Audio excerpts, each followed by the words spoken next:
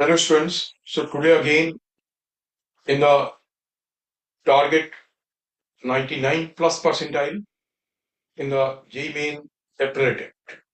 तो फिर से एक बार मैं आपके सामने वो कॉन्सेप्ट्स या क्वेश्चंस ला रहा हूँ जिसमें मुझे ऐसा लगता है कि बच्चे गलती कर दे। ऐसा नहीं ये क्वेश्चंस कुछ बहुत टफ है, बट फिर भी क्या होता है कि एक कॉन्सेप्ट को दूसरे से रिलेट करना, प्रॉपर इक्वेशंस बनाना, बहुत ही एग्जैक्ट कैलकुलेशन करना, इस टाइप की मिस्टेक्स बच्चों से होती है। तो मैंने वही क्वेश्चंस ऐसे ही सेलेक्ट किए हैं और उन्हीं के थ्रू मैं आपको ये क्वेश्चंस क्लियर कर। सो आप देखेंगे, पहला क्वेश्चन है कि एक गैस गीजर है जिसका आउटपुट है 5 लीटर वाटर पर मिनट और उसमें टेम्परेचर 27 डिग्री सेंटीग्रेड से 87 डिग्री सेंटीग्रेड तक पहुंचाना है। Rate of combustion of gas पूछा गया कि कितने ग्राम पर सेकेंड गैस की रिक्वायरमेंट होगी। हीट ऑफ कम्बस्टन आपको देखा 5 इंटू 10⁴ जूल पर केजी, इतनी हीट 1 केजी गैस से मिलती है। और specific heat of water is what 4200 joule पर केजी। तो हम सबसे पहले सो दैट की कैलकुलेशन, मतलब आपको ये चीज सीखनी है, कैलकुलेशन इतना एग्जैक्ट करो, इतने एग्जैक्टली कॉन्सेप्ट से पहुंचो कि आपको ना तो वहां पे टाइम लगे और ना ही कैलकुलेशन में गलती। तो अब सबसे पहले हम ये निकालते हैं, हमें पर सेकेंड कितनी हीट की रिक्वायरमेंट है। जो हमारा टारगेट है कि 5 लीटर वाटर पर मिनट, तो 5 केजी वाटर, 5 लीटर वाटर का मतलब 5 केजी है ना। तो 5 mc वाटर का सी आपको 4200 दे रखा और ये सारे कैलकुलेशंस एमकेएस में चल रहे हैं क्योंकि ये केजी में है, ये जूल्स में है। डेल्टा टी 60, इतनी हीट की रिक्वायरमेंट हमें है। एमसी डेल्टा टी कितने में, 1 मिनट में। तो 1 सेकेंड में हमें इतनी हीट की रिक्वायरमेंट है। Is that clear? अब अगर मान लो कि हम 1 सेकेंड में हमारा एम गैस का अमाउंट कंज्यूम होता है केजी में, ये केजी में है, एम केजी गैस कंज्यूम होती है हमारी अगर 1 सेकेंड में, तो उसे हीट मिलेगी एम इंटू 5 इंटू 10⁴, इतने जूल्स ऑफ हीट मिलेगी। तो आप देखो इसमें से 5 से 5 कैंसिल, 60 से 60 कैंसिल, और एम की वैल्यू आ गई कितनी, 0.4200 केजी, दैट मीन्स 420 grams. जब आप इसे ग्राम से करोगे so that will be 420 grams per second. This is the amount of gas that will be consumed per second. तो look at this, एक एक कैलकुलेशन बिल्कुल एग्जैक्ट फॉर्म में, सो दैट कि ना तो टाइम ज्यादा लगे और आपसे कि जैसे कई चीजें हो गई, आपको ये बिल्कुल इजी चीज थी कि एमसी डेल्टा टी वाली बात को करना, फिर आपका हीट ऑफ कम्बस्टन इसमें आ गया, फिर वो कोई ग्राम में पूछा गया है। ये सारी चीजों में कहीं कोई मिस्टेक ना हो। Now see next question. Next question, इसकी एक लूप दे रखा है जिसका एरिया 1 मीटर स्क्वायर है। एक मैग्नेटिक फील्ड अप्लाई की गई बी को साइन ऑफ 100t। इसका लूप का रेजिस्टेंस है 100 ओम्स। और उन्होंने आपसे ये पूछा कि थर्मल एनर्जी जो होगी इसमें, थर्मल एनर्जी एक पीरियड, दिस इज नोटिसेबल, से आपसे पूछा क्या गया, 1 पीरियड में, जो मतलब ये साइकिल है इसकी, इसकी साइकिल के एक टाइम पीरियड में कितनी हीट जनरेट होगी। बहुत से बच्चों से ये नोटिस नहीं कर पाते और गलती करते हैं।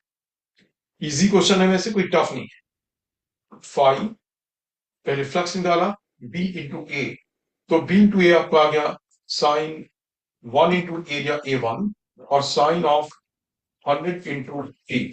अब इससे वोल्टेज V निकाला, माइनस ऑफ d⁵dt। मैं माइनस नहीं लगा रहा हूं क्योंकि हमें हीट कैलकुलेट करना, तो हमें केवल अमाउंट ऑफ वोल्टेज से मतलब है। So that is what minus d⁵dt, so that will be 100 into cos of 100 into T. ये एक एसी सिग्नल है ना। अब यहाँ पे मैं इस पॉइंट पे बताता हूँ कि जैसे आप इस सिग्नल से निकालें कि आपको एवरेज हीट निकालनी है, तो आप क्या करो कि इंस्टेंटेनियस हीट निकालो, फिर उसे इंटीग्रेट करके पूरी एक टाइम पीरियड के ड्यूरिंग हीट निकालो। जरूरत नहीं। द रीजन बीइंग, अल्टीमेटली ये जो सब कुछ है, अल्टीमेटली ये जो सब कुछ है, सारी चीजें, ये आपको बिल्कुल एसी की तरह डील करना है। ये एसी सिग्नल है, तो एसी में आप हीट कैसे निकालते थे, हीट के लिए क्या कॉन्सेप्ट था, IRMS, है ना। आप IRMS इंटू आर, फिर जितने टाइम के लिए हो into T, that was heat. यहाँ पे भी आप ऐसे ही करो।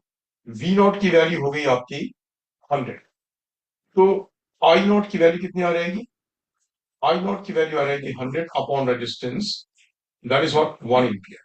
ये आपका आई नॉट आ, ठीक है ना। तो इसमें जो हीट जनरेट होगी that will be IRMS। So IRMS कितना आ जाएगा, 1/√2, उसका स्क्वायर करा आई स्क्वायर इंटू आर करा 100 टाइम टी। तो टाइम टी निकालने के लिए एक टाइम पीरियड कितना है, ओमेगा इज 100, देखो ओमेगा 100 है, ओमेगा टी, तो 2 pi over capital T, 2 pi over capital T is equal to 100। So time period T की वैल्यू आ गई कितनी, 2 पाई अपॉन 100। अब ये टाइम की वैल्यू हम मल्टीप्लाई कर दोगे, दिस व्हाट 2 पाई अपॉन 100। सो 100 से 100 कैंसिल और ये 1/2 से 2 कैंसिल। सो पाई आपकी आ गई हीट, पाई जूल्स, कितनी हीट जनरेट होगी। सब कुछ एमके सिस्टम में था तो ये जूल्स में हीट आ गई। This clear.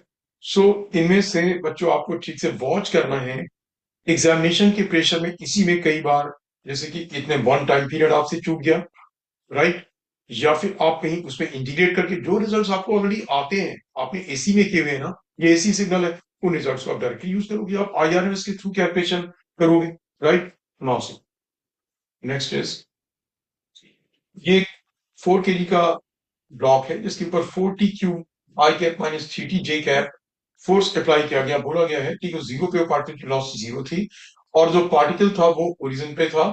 तो आपको दो स्कैन्स पे टी को 2 स्कैन्स पे बताना कि इसकी वेलोसिटी क्या होगी, पोजीशन क्या होगी। मैं सब कुछ एक्स कोऑर्डिनेट के लिए कैलकुलेट करता हूं, फिर आप जैसे एक्स के लिए करूंगा आप वैसा ही कैलकुलेशन वाई के लिए कर दें। तो एक्स डायरेक्शन का फोर्स है 4t क्यूब, फोर्स इक्वल्स मास m इंटू ए, मास m है 4 into A is dv by dt। सो इससे आपको आ गया 4 से 4 कैंसिल और t cube dt is equal to what, D, right. So t cube dt means what, T T power 4, मैंने इसे integrate किया zero से t और जीरो से v। देखो मैं यहाँ पे जीरो लिमिट इसलिए ले सकता था दोनों ओर क्योंकि t को जीरो पे पार्टिकल की वेलोसिटी जीरो थी और फिर मैंने v लिमिट ली और यहाँ t ली, तो इससे आ गया टी की power 4/4 is equal to what, v। अब मैं पहले इसी से पोजीशन निकाल देता हूँ, उसके बाद फिर टाइम की वैल्यू डालें। तो पोजीशन के लिए आपने क्या करा कि टी की power 4/4 is equal to d x by d t. तो d x by d t में मैं डी टी यहां पे ले आया है ना, डी टी को मैं यहां ले आता हूं, सो दैट बिकम्स डी एक्स और यहां आ गया डी टी। इंटीग्रेशन फिर से करा, जब टाइम जीरो था तो एक्स जीरो था, तो T T power 4 D T का जो इंटीग्रेशन आ गया वो आ गया टी टी पावर 5, चाहिए ना, T T power 5/4, T T power 5/5। So T T power 5/5 into what 4 is equal to what x आ गया। अब मैं टाइम की वैल्यू डाल, यहां पे जब आप टाइम की वैल्यू क्या डालोगे 2, तो ये आ जाएगा 16/4, that is what v equals to 4, ये 4 मीटर पर सेकेंड। तो मैं x डायरेक्शन के लिए कह रहा था 4 i कैफ आ गया x वाला।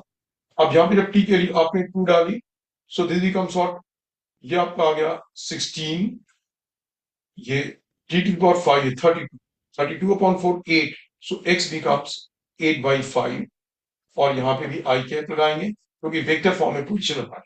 मैंने जिस तरीके से एक्स कोऑर्डिनेट कैलकुलेट किया और एक्स डायरेक्शन की वेलोसिटी निकाली स्टूडेंट्स, आप बिल्कुल इसी तरीके से क्या करोगे, वाई डायरेक्शन के लिए करोगे। जैसे मैंने यहाँ पे सब कुछ एक्स डायरेक्शन के लिए किया ना, तो स्टूडेंट्स आप क्या करोगे, यही चीज बिल्कुल आप वाई डायरेक्शन के लिए अकॉर्डिंगली बिल्कुल सॉल्व करोगे। दिस इज क्लियर ना। आपको ये फोर्स वाला टर्म ये आपको ठीक से दिखाई दे रहा है, जस्ट ए मोमेंट।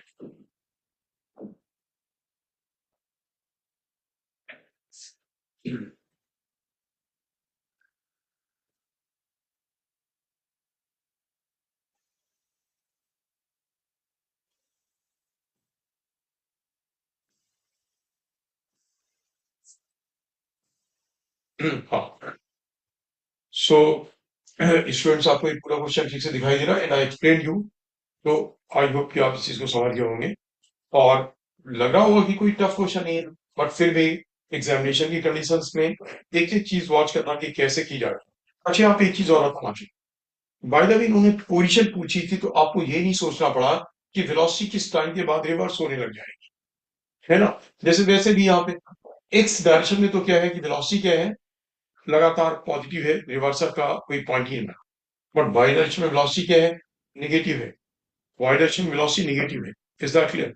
हाँ, ये कि वाई डायरेक्शन का एक्सेलरेशन क्योंकि नेगेटिव है तो वाई डायरेक्शन में एक्सेलरेशन भी लगातार नेगेटिव होगा और साथ में क्या होगा, इसकी इस पोजीशन में लगातार वाई डायरेक्शन में, नेगेटिव डायरेक्शन में ही लगातार इंक्रीज होती रहेगी, इससे रिवर्सल का चांस नहीं। अदरवाइज क्या होता है, कई बार आपको फोर्स दिया गया, ठीक है ना, आपने उस फोर्स से क्या करा कि वेलोसिटी निकाल।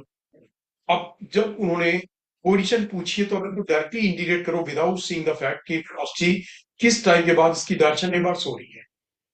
मान लो क्वेश्चन में केवल सब कुछ आई कैप के लिए होगा, और आई कैप के लिए जो उसमें फोर्स है, ठीक है ना, जो फोर्स का पैरामीटर है, मान लो जैसे होता कोई होता two square minus g T, ये एक्स डायरेक्शन का फोर्स है केवल, टू बोला गया two T square minus g T.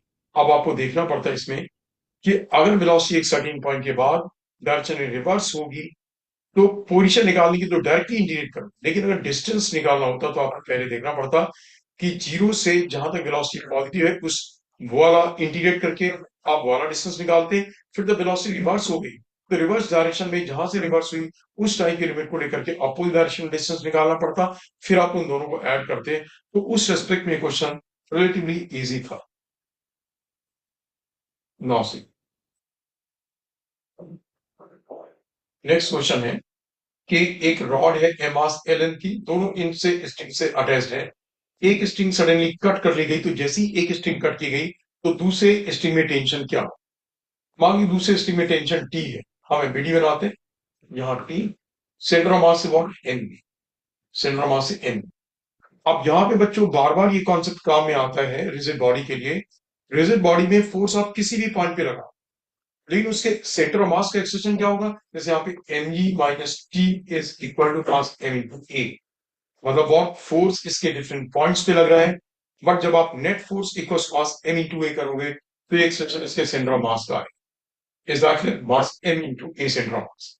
अब आप देखो, मैं इसमें इस पॉइंट के अबाउट टॉर्क ले, तो टी का इसी पॉइंट के अबाउट इसका रोटेशन होगा, जैसे आप स्ट्रिंग कट करोगे ये इस पॉइंट के अबाउट रोटेट करके नीचे गिरेगी रॉड। इस पॉइंट के अबाउट टॉर्क में टी का टॉर्क जीरो, एनजी का टॉर्क आ गया N G into L Y, torque I alpha.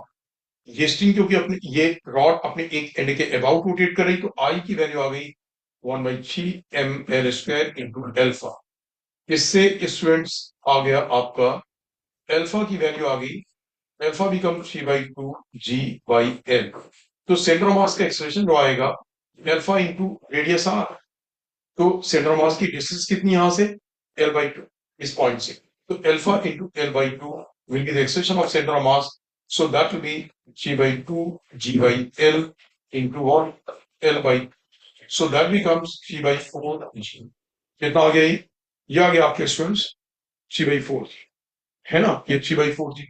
अब ये एक्सप्रेशन सेंटर ऑफ मास में इस वाले इक्वेशन में डाल दूंगा, तो देखो इससे आ रहेगा आपका कि इस इक्वेशन से आ गया, मैं यहां पे ये लिख रहा हूं m g minus t is equal to mass M into a, और ए की वैल्यू आ गई 3/4, so this 3/4, so tension t कितना आ गया एम जी माइनस 3/4, फिर m g minus 3/4 m g, so that is what N.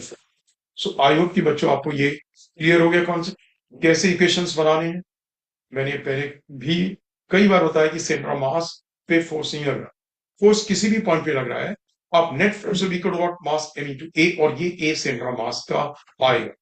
Result फिर आपने एक पॉइंट के बाद इसका अल्फा निकाला, alpha into centre of mass की डिस्टेंस की, तो सेंटर ऑफ मास का एक्सप्रेशन आ गया alpha into L/2, right. Now see the next question. Students इसमें नेक्स्ट क्वेश्चन जो है वो ये है कि आपके पास एक रॉड है एम मास एल लेंथ की, एम मास और एल लेंथ की, और इसे एक एंड से सस्पेंड किया गया, मतलब ये एंड ओ के about this rod can is pivoted so that it can rotate in the vertical plane. तो वर्टिकल प्लेन में फोर्स लगाओगे तो ऐसे रोटेट कर सकते हैं। क्वेश्चन ये था कि फोर्स कितनी डिस्टेंस दूर लगाएं एक्सिस से, यानी ओ से, सो दैट कि इसकी एक्सिस इसके ऊपर जैसी आप फोर्स अप्लाई करोगे तो एक्सिस इसके ऊपर कोई भी फोर्स हॉरिजॉन्टल डायरेक्शन में ना लगाए। तो आपने एक्स डिस्टेंस दूर लगाया तो इससे एफ इंटू एक्स टॉर्क आ गया, torque equals what I alpha. Rod का एक एंड के about I will be 1/3 ml² into what alpha. तो आप देखो इससे जो एल्फा की वैल्यू है that becomes equal what, alpha becomes equal to 3 fx upon M N square, ये इसके अल्फा की वैल्यू होगी। अब रॉड इस पॉइंट के अबाउट इस एंगुलर एक्सेलरेशन से रोटेट करें तो इसके acceleration of centre of mass कितना आ गया, alpha into L by two, क्योंकि सेंटर ऑफ मास यहां से एल बाई टू दूर है, so that is G F x upon M N square into L by two, so that becomes equal to how much, ये value आपकी आ गई, ये जो वैल्यू है स्टूडेंट्स, ये आपकी वैल्यू आ गई, acceleration of centre of mass की वैल्यू मैं यहां लिख देता हूं, acceleration of centre of mass की वैल्यू आ गई, एक एल से L cancel, so three F X divided by two M, three F X divided by two two M L, right, ये सेंटर ऑफ मास का एक्सेलरेशन है, clear, right students.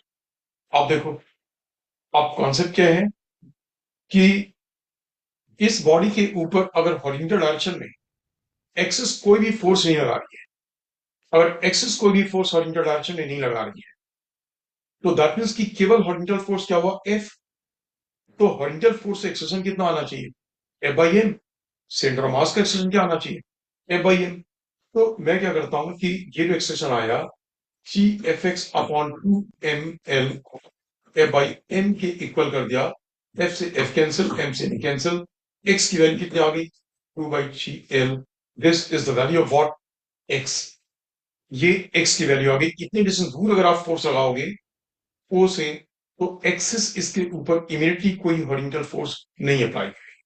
सो बच्चों, मैंने जो पॉइंट्स बताए वो छोटे छोटे पॉइंट्स थे, बट आप इन्हें रेगुलरली वॉच करो, इन पॉइंट्स को समझो, सो दैट कि एग्जामिनेशन कंडीशंस में मिस्टेक आपसे ना